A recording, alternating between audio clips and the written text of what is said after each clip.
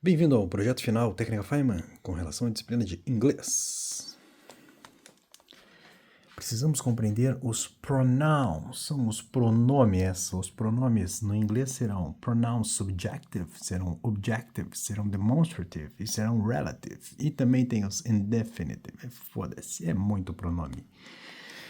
Vamos lá, os pronomes sujeitos. Sujeitos são quem? É eu, tu, ele, ela, eles, nós e eles, que é basicamente o I, you, he, she, it, we and they.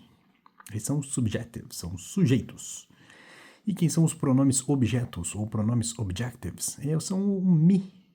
Em vez de I, você vai usar o me. Em vez de o you, você também vai usar o you, que ele é igual. Agora, no he, she, it muda. No he é o him, no she é o her, e o it continua sendo it. O we vai mudar para o us e o they se tornará them. Esses são os objectives, que são objetos. Então, quando é sujeito, você usa um, que é como se fosse o pronome pessoal. Eu, tu, ele, nós, vós, eles. Um é o pronome pessoal e o outro é o pronome objeto, que é o dele, dela, meu, seu, entendeu? Essa porra aí. Temos também os pronomes demonstrativos. No plural, será those ou these. No singular, nós utilizaremos o that ou o these. Perceba, those and that têm o mesmo significado, que é aquele. Nós usamos para quem está mais longe. Então, those, that, aquele. E these ou this é este, que é para quem está perto. Esses são os pronomes demonstrativos. Agora vamos aos pronomes relativos, que é o famoso que no português, né? Que a gente substitui por o qual ou a qual. No inglês, quando nós tratamos de coisas, nós vamos usar o that. O mesmo that demonstrativo será o that relativo, é como se fosse um que. E além do that, quando nós referirmos a coisas, poderemos utilizar o which. Então, which ou that, eles são intercambiáveis, perceba. Eu posso substituir o that por which e o which por that, aparentemente. Agora, para pessoas teremos que usar o who. O who utilizaremos quando as duas frases estarão, então, entreligadas com o pronome relativo, desde que sejam o mesmo sujeito entre as duas frases. Aí nós utilizaremos o who. E o who pode ser substituído por that também. Qual deles não pode ser substituído por that? Apenas o whom. O whom não pode. Porque o whom é tipo a quem, né? Não pode ser substituído pelo that. O whom, ele se relaciona a objetos. Enquanto que o who é o sujeito. Enfim, os dois casos, o who e o whom são para pessoas e para coisas utilizaremos that and which. E temos também outros lá como whose. Whose é o famoso cujo. Why. Why é o porquê. Where é o onde. E when é quando. Esses são os principais, então, pronomes sujeitos, objetos, demonstrativos e relativos. E temos agora o estudo dos pronomes indefinidos, que é o algum, alguma. Quando que a gente usa cada um deles? Vamos lá. O some. Some é o algum, ou um pouco de, ou aproximadamente. Perceba, ele será utilizado em sentenças positivas ou interrogativas. E o any? O any, ele significa algum, nenhum ou qualquer. É bastante similar ao some, só que perceba a utilização do any. O any será em sentenças negativas. Né? O some, não. Então, obrigatoriamente, quando estamos utilizando palavras com sentido negativo, como never, ou without, ou hardly, scarcely, todas as palavras negativas pressupõem o uso de any, porque são negativas, e não de some. E temos ainda a utilização possível de no ou none. Qual é a diferença quando eu uso cada um deles? No será equivalente a nenhum ou nenhuma quando é utilizado com ele mais um substantivo. Então, é no mais substantivo. O none é um nenhum ou nenhuma sem substantivo, ou seja, lá no final da frase. Quando estiver no final da frase, vai ser none. Quando estiver no início da frase, ou em qualquer outra posição que tenha ele mais um substantivo, se tem o substantivo, é no. Simples assim. Só que o none tem algumas particularidades. Ele pode estar precedido de um artigo definido, the, ou de pronouns, que é o my, this, is, it. Então, se tiver artigos ou pronomes, você vai usar o none. Se for só o substantivo, você vai usar o no. Basicamente é isso. Quais são as palavras que tiram a certeza do número ou de uma quantidade? Se tiver escrito lá some ou approximately, a tradução é equivalente a aproximadamente. Portanto, retira a certeza do número ou da quantidade definida. Se tiver escrito nearly ou roughly, que significa quase, também é sinônimos de virtually ou almost. Almost é praticamente. Todas essas palavras tiram a certeza do número ou da quantidade. About and around significa em torno de. Close to é próximo a. Circa é literalmente cerca de. E much of é grande parte. Todas essas palavras, se estiverem próximas de números ou de quantidades, retiram a certeza desta quantidade. Com relação agora às linking words, essa parte é muito importante porque vai correlacionar palavras e seus sinônimos, e algumas delas não são sinônimos umas das outras. Vamos lá. Linking word de adição, and also, significa também. Furthermore, significa além disso. Moreover, significa além do mais. Besides, in addition to, not only, but also, todas essas expressões, linking words, são de adição. Ou seja, dependendo do caso, mas na maioria das vezes, eles podem ser substituídos entre eles, são sinônimos. Tem a mesma lógica, pelo menos, mesmo significado. Agora, com relação à sequência. Sequência, nós poderemos ter o linking word de sequência, que é o then. Then significa depois ou pode ser então. As a result significa como resultado.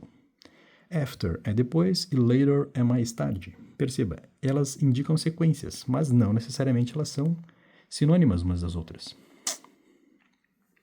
Com relação agora ao contraste e oposição, agora vai ficar bem mais claro essa questão de não ser sinônimos. Apesar de elas serem linking words de contraste e oposição, a maioria delas não será sinônimos. Perceba, o however e o nevertheless, sim, esses dois têm o mesmo significado. Eles significam no entanto. However and nevertheless têm o mesmo significado. Agora, eles não têm o mesmo significado, por exemplo, de although. Although significa mesmo. E despite or in spite of significa apesar de. Então, são linking words de contraste e oposição que não necessariamente apresentam-se como sinônimos. Somente o however e nevertheless. Esses dois sim são sinônimos. Os outros não. Agora, com relação aos linking words de causa e consequência. So, thus, significa então. Therefore, significa portanto. Since, significa desde. As, significa como. E hence significa consequentemente. Então, são linking words de causa e consequência. As alternativas seriam otherwise, que é basicamente um caso contrário. As condicionais, whether. Whether significa se. Provide ou providing significa contanto que. E as long as significa em caso de. E as concessivas, essas aqui sim são diferenciadas. Decore-as. Albeit ou although tem o mesmo significado de embora. Albeit and although, embora. Though significa apesar. E regardless of significa independente de. Então essas são as principais linking words. Algumas são sinônimas, outras não. Decore isso. Vamos estudar agora os verbos. Com relação ao simple present. Ao present perfect, present continuous and present perfect continuous. Perceba. O simple present é aquele que usa o do. Então, nós iremos utilizar o he, she, it, mais o verbo, mais s. Se tiver só um verbo normal com s no fim, você está, então, no tempo verbal simple present. Se este verbo terminar em o, ch, sh, dois s, x ou z, aí nós teremos que adicionar um es ao fim desse verbo. Que é o caso, por exemplo, do do. O do, como é que fica do no he, she, it? Fica does, né? É por isso, porque é um verbo que termina em o, temos que adicionar o es ao fim. E o significado do simple present, que seria o equivalente à tradução de acontece, ele é utilizado para ações frequentes, ações habituais que se repetem, fatos no futuro programado e também pode se referir ao passado. Então, essa é a explicação do Simple Present. E o Present Perfect? O Present Perfect é aquele que usa o have e o has, mais um verbo na terceira, um verbo no particípio. Ou seja, algo que aconteceu agora. É um passado, mas é um passado que indica o que continua no presente. Como se fosse algo que acabou de acontecer. Então, essa é a diferença do Simple Present para o Present Perfect. Por mais que ele indique passado, esse é um passado que continua no presente. O Present Continuous, toda a estrutura dos continuous, você vai perceber, é basicamente o verbo ing. Nós temos um verbo to be no presente, verbo to be no presente, I am, you are, he, she is, mais o verbo ing. A tradução é, basicamente, está acontecendo.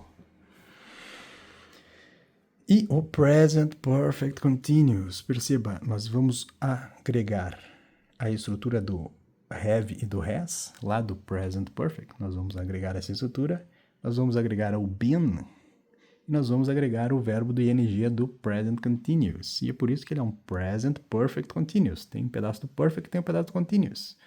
E no meio tem um been. E a tradução será tem acontecido. Enquanto que o Continuous é está acontecendo, o Present Perfect Continuous é tem acontecido. Legal? Então, essas são as estruturas do presente. E o passado? O passado é mais simples. O passado, então, o Simple Past será terminado em ed. Seria uma tradução simples e direta por algo que aconteceu. Enquanto que no Simple Present algo acontece, no Simple Past é algo que aconteceu. É um passado que acabou. Passado do passado, ficou no passado, acabou. O Past Perfect, qual é a diferença do Past Perfect? Como é que eu vou reconhecer ele? Lembra? Tudo que é perfect tem um have e um has. Só que agora é um have e um has no passado. Como é que fica o have e o has no passado? Fica had. E a tradução é tinha acontecido. Então, antes era algo que aconteceu agora, no Present Perfect. No Past Perfect é algo que tinha acontecido. Essa é a tradução. Vamos continuando então ao Past Continuous. Qual é a estrutura do Continuous? Todo Continuous é um verbo ing. Legal. E antes eu utilizei o verbo to be no presente. Agora eu vou usar o verbo to be no passado. Como que é o verbo to be no passado? Was é were. E a tradução será estava acontecendo. Então, was ou were mais um verbo ing. Eu estou diante do Past Continuous. Simples, não é mesmo? Por fim, a mesma lógica. Para a criação do Past Perfect Continuous, nós vamos pegar o have ou o has. No caso do passado, é o had. Vou pegar o had e vou pegar a estrutura do Continuous, que é o verbo no ing. E entre eles eu vou colocar um been. Perceba? É a mesma estrutura. Então, a estrutura do Past Perfect Continuous é o had mais o been mais o verbo no ing.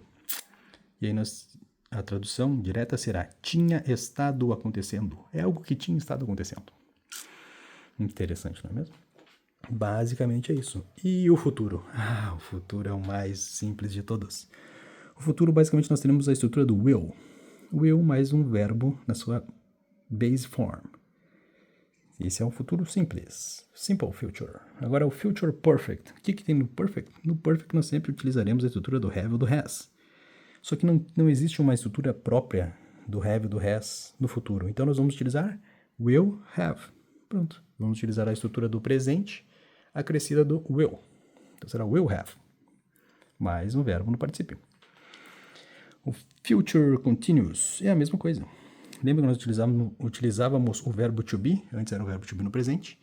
Depois o verbo to be no passado. Agora é o verbo to be na sua base form.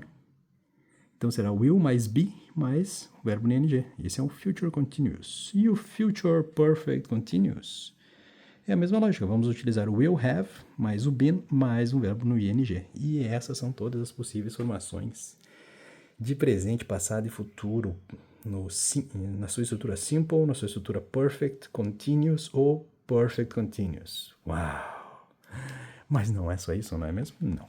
O que vai cair mesmo é isso aqui, ó. Modal verbs. Por quê? Porque eles são complexos, são diferenciados. Que raios é um modal verb? Um modal verb, ele não flexiona o verbo principal. A estrutura base é sempre um modal verb, mais um have, mais um been.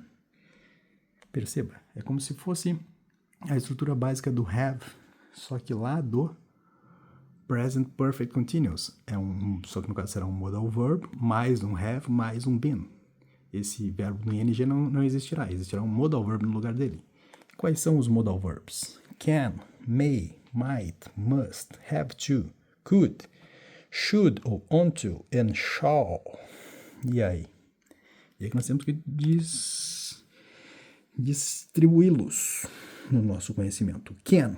Can significa pode, no sentido de ter permissão ou de habilitar. É literalmente poder. Você pode fazer isso. Mas o may também. O may é no sentido de ter permissão. Também significa pode. Mas o may é um caso que você, por exemplo, você tem a permissão de fazer isso. No can é que você pode fazer. No may é que você tem a permissão de fazer. E no might? No might é que talvez você possa fazer. É tipo isso. Aí chegamos no must. O must é que você tem que fazer. É uma certeza absoluta, é uma obrigação. E o must. Então, basicamente é isso. O can é o que você pode. O may é que você tem a permissão. O might é que você talvez faça. E o must é que você é obrigado. Você tem a certeza absoluta. Você tem uma obrigação de fazer. E o have to também. O have to é o que você tem que fazer. Agora o could é uma possibilidade. Enquanto que o may é que você tem a permissão de fazer, você pode fazer. O could é uma possibilidade de fazer. E o should ou ought to é uma obrigação, é algo que você deveria fazer. Mas ele tem dentro dele ainda uma incerteza. É assim, ele basicamente se refere a um conselho. Olha, tu deveria fazer isso. É uma forma de aconselhar a pessoa. E o shall ele se refere a deve, é uma sugestão ou uma certeza. E estes são, então, os modal verbs. Boa sorte para você. E agora, por fim, nós temos uma lista de palavras cujo significado é muito relevante. Vamos decorá-las. Uma a uma. O que significa accomplice? Accomplice significa cúmplice. Accessory significa alguém que ajuda após o crime. Então, uma coisa é o cúmplice e outra coisa é um cara que participa. Então, quem ajuda após o crime é o accessory. E quem é cúmplice do crime é o accomplice. Acquittal significa absolvição. E dismissal significa retirada das acusações. Affidavit significa uma declaração juramentada ou um depoimento por escrito. E o arraignment significa audiência de instrução e julgamento. Bail significa fiança. E o bench warrant significa mandado de prisão. Booking significa registro policial ou a ficha. Burglary significa arrombamento. Esse aqui pode cair. Burglary é um arrombamento. Capital punishment, que é a pena de morte. Contempt of the court é um desacato ao tribunal. Defendant é o réu. Deposition é o depoimento. Deposition é um depoimento. Interessante. Double jeopardy é uma dupla penalização, que não é permitido. Due process é o devido processo legal. Entrapment é o induzimento ao crime. Então, entrapment, induzimento ao crime. Exculpatory evidence é o oposto da incriminatória. É uma evidência exculpatória, que tira a culpa. Felony é um crime grave. Frisk é uma revista superficial, revistar o suspeito, frisk. E aqui temos um falso cognato, large. Large significa grande, não significa largo. Large é grande. Continuando, temos o hearsay. Hearsay significa ouviu dizer. Indictment significa denúncia. Larceny significa furto. Burglary significa arrombamento. Interessante. Line-up significa reconhecimento. Miranda rights são direitos constitucionais do preso. Misdemeanor significa uma contravenção penal. E como que era um crime? Era um felony. Felony, crime grave. Misdemeanor, contravenção penal. Interessante. Overruled significa indeferido. Parole significa liberdade condicional, ou também probation ou parole, liberdade condicional. Plea bargain significa acordo de confissão. Recidivism significa reincidência. Reckless endangerment, conduta perigosa. Reckless endangerment. Statute of Limitations é um prazo prescricional. Venue é o fórum. Plenty é mais que o suficiente. E aqui alguns falsos cognatos. Everyday, se tiver escrito tudo junto, everyday significa diário. Se for every and day, separado, significa todos os dias. Likely é provável. Aside significa além. E in fact, ou indeed, ou actually, todos têm o mesmo significado, são sinônimos. In fact, indeed and actually significam na verdade ou na realidade. E por fim, are taught to significa acredita-se que. E este foi a revisão final sobre inglês.